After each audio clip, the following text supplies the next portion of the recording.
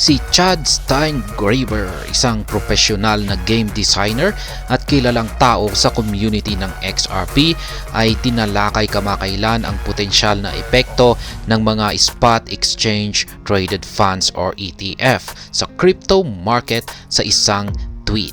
Iminungkahi niya na maaari silang mag-trigger ng isang institutional run sa mga digital asset tulad ng XRP. Kaya yan po ang ating pag-uusapan sa balita na ito tungkol kay XRP. Yan ang sabi po rito.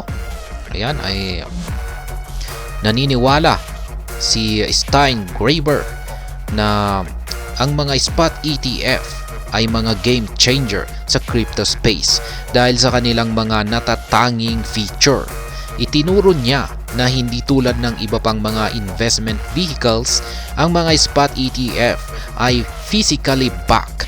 Ibig sabihin, ang investment fund ay dapat makuha at hawakan ang pinagbabatayan na asset na sinusubaybayan ng spot ETF. Yan po yung kanyang actual na post dito.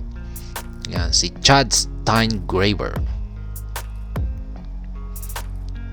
Yan ang impact ng spot ETF sa crypto.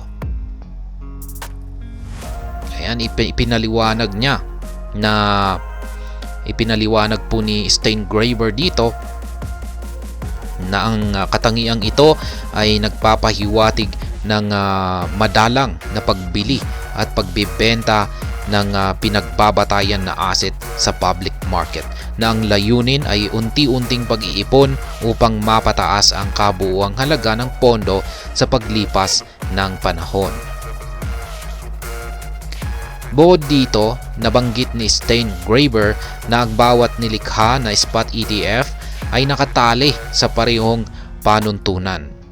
Umangal siya na habang mas maraming asset manager ang yumakap sa mga spot ETF, ang pag-hoarding ay nagiging isang umiiral na trend. Binigyan diin niya na ang hindi maiiwasang resulta ay ang pagbaba ng supply kasama ang upsurge ng demand, isang pangunahing prinsipyong pang-ekonomiya na palaging nagtutulak sa halaga at mga presyo ng asset sa unprecedented levels.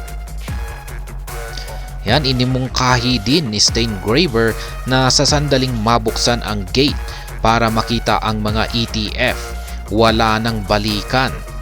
Na-forecast o prediksyonan niya ang napipintong institutional run sa mga digital asset, isang kababalaghan na maaaring makita ang bawat pangunahing financial institution sa buong mundo na sumasali sa labanan. Ayan, mga paparating na crypto spot ETF. Kapansin-pansin, ang mga kalahok sa crypto market ay sabik na naghihintay sa pag-aproba ng US regulator sa unang exchange-traded fund na direktang nag-i-invest sa Bitcoin. Sa kabila ng pagkaantala ng SEC sa pag-aproba para sa isang Bitcoin spot ETF, ang mga nangungunang asset manager tulad ng BlackRock ay patuloy na nagsumiti ng mas maraming spot ETF application, partikular para sa Ethereum or ETH. Nagtalo ang mga eksperto na ang developments na ito ay nagpapahiwatig na ang isang crypto spot ETF ay hindi maiiwasan. Sa gitna ng anticipation na ito, nakatuon ang atensyon sa potensyal na pagpapakilala ng isang XRP spot ETF.